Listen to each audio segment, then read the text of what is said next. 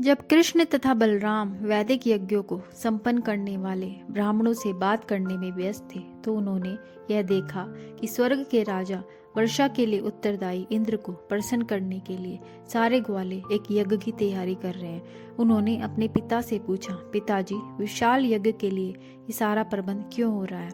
इस यज्ञ का क्या फल है? कृपया करके मुझे बताइए। कृष्ण के यह प्रश्न सुनकर महाराज नंद ने उत्तर दिया, मेरे बेटे, चूंकि वर्षा राजा इंद्र की कृपा से होती है, अतः हम राजा इंद्र को प्रसन्न करने का प्रबंध कर रहे हैं। यदि वर्षा नहीं होगी तो हम जल के बिना न तो जोत सकते हैं न अन्न उत्पन्न कर सकते हैं। भगवान कृष्ण ने इस तर्क को काटते हुए कहा कि देवता केवल उन व्यक्तियों को फल देते हैं जो अपने कर्तव्यों का पालन करते हैं। देवता ऐसे व्यक्ति को कभी कोई फल नहीं दे सकते जिसने अपना नियत कर्म पूरा न किया हो।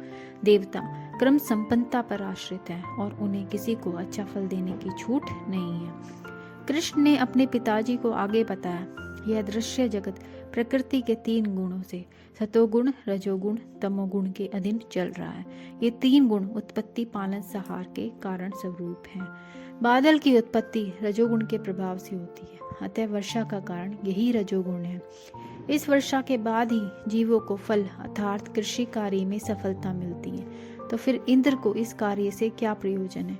यदि आप इंद्र को प्रसन्न न भी करें तो वह क्या कर सकता है?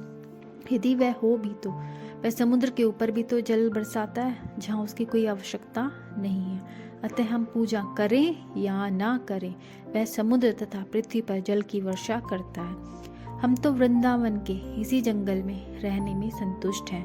हमारा संबंध गोवर्धन पर्वत तथा वृंदावन के जंगल से है, अन्य कहीं से नहीं। अतः हे पिता, मेरी आपसे प्रार्थना है, आप ऐसा यज्ञ करें जिससे स्थानीय ब्राह्मण तथा गोवर्धन पर्वत संतुष्ट हो सके। हमें इंद्र से कोई सरोकार नहीं है। नंद महाराज ने कहा, मेरे बेटे, चूंकि तुम कह रहे हो इसलिए मैं स्थानीय ब्राह्मणों तथा गोवर्धन पर्वत के एक पृथक यज्ञ का आयोजन किए देता हूँ। नंद महाराज ने कहा, किंतु इस समय तो मुझे यह इंद्र का यज्ञ करने दो। कृष्ण प्रत्युत्तर था, पिताजी, विलंब न करें।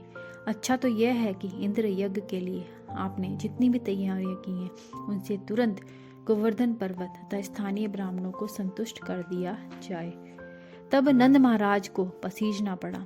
तब ग्वालों ने कृष्ण से पूछा कि वे यज्ञ को किस तरह से करना चाहते हैं। तो कृष्ण ने आदेश दिया, यज्ञ के लिए एकत्र किए गए अन्न, घी, विविध पकवान, चावल, दाल, हलवा, पकौड़ी, पूड़ी, दूध के व्यंजन यथा खीर, रबड़ी, रसगुल्ला, सौंदेश, लड्डू बनाए। फिर विद्वान ब्राह्मणों को बुलवाकर वैदिक मंत्रों के उच्चारण सहित अग्नि को आहुति प्रदान करें। ब्राह्मणों को दान में सभी प्रकार के अन्न दिए जाएं। सारी गौवों को सजाकर अच्छा चारा दिया जाए।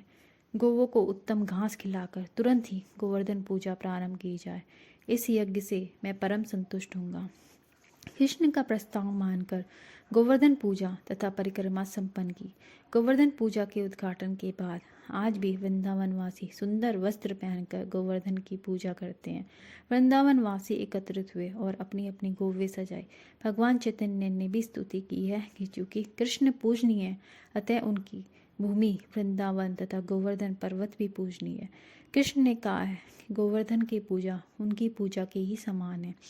तब से आज तक गोवर्धन की पूजा की जाती है, जो अन्नकूट के नाम से भी विख्यात है। सभी वृंदावन वासी एकत्र हुए और गोवर्धन की परिक्रमा करने लगे। इस प्रकार गोवर्धन पूजा रूपी यज्ञ संपन्न करके वृंदावन के समस्त वासियों ने वसुदेव के पुत्र कृष्ण की आज्ञा का पालन किया और बाद में वे अपने अपने घरों में चले गए। अगर आपको ये वीडियो पसंद आए तो इसे लाइक और सब्सक्राइब ज़रूर करें।